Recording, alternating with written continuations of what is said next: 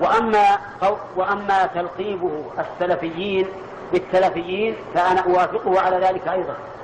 و چگونه ای که لقب گذاری می شوند سلفی ها با تلفی ها یعنی ویران کنندگان، در این حال من هم راضیم. أقول إن السلفيين تلفيون. من میگویم سلفی ها تلفی ها یعنی ویران کنندگانند. ولكنهم يتلفون البدع ويقضون عليه. ولكن آنها بدعت را ویران میکنند و می جنگند و شکن میکنند او را. ويحيون سنة الرسول صلى الله عليه وسلم. و سنت رسول الله صلی الله علیه و سلم را زنده میگردانند. ونعم السلفيون أصحابا وقوما. و چگونه زیباند سلفی ها مانند صحابگان یگانه. ولكنني لا أعني بالسلفيين المتحزبين. ولكن من در معنای سلفی ها گفته حزبی ها را در نظر ندارم. ولكني أعني بالسلف من يتبع ما جاء عن النبي صلى الله عليه وسلم بدون تحزب. ولكن من در معنای سلفی ها آنها را در نظر دارم که پیرو به آنچه که پیغمبر بر آن آمده است کنند، به یگان حزبگرایی. وأنا أنكر جميع التحزبات. و من انکار میکنم تمام حزبگرایی را. أيا كان لونها أو أيا كان اسمها. با چی رنگی نباشد و با چی نامی نباشد. وأقول إن الأمة الإسلامية حزب واحد. و میگویم به درستی امت اسلام یک حزب است. ومن يتولى الله ورسوله والذين آمنوا فإن حزب الله هم الغالبون. و هر که الله و پیغمبر او و مؤمنان را ولی خود شمارد دانسته گیرد که حزب الله پیروزمندانند.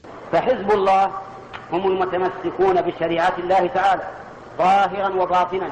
برای همین حزب الله این آنهایی هستند که پابند شریعت الله اند، آشکارا و پنهانی. المنابذون للبدع. این کارکنندگان بدعت، صغيرها وكبيرها. چه خرد باشد و یا چه کلان.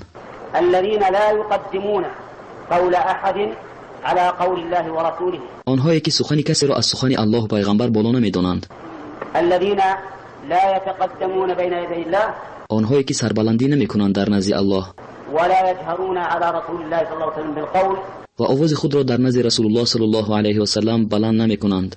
ولا يقدمون أقوال أحد من الخلق على قول الرسول صلى الله عليه وسلم. و برتری نمی‌دهند سخن یگان مخلوق را بر سخن رسول الله صلی الله علیه و سلم. هذا هو الحزب. این حزب است. حزب الله. حزب الله. السلفي الأثري. سلفی اثری.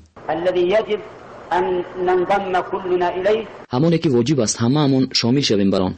وأن تنصهر هذه الأحزاب المزعومة التي هي في الحقيقة عبء على الإسلام.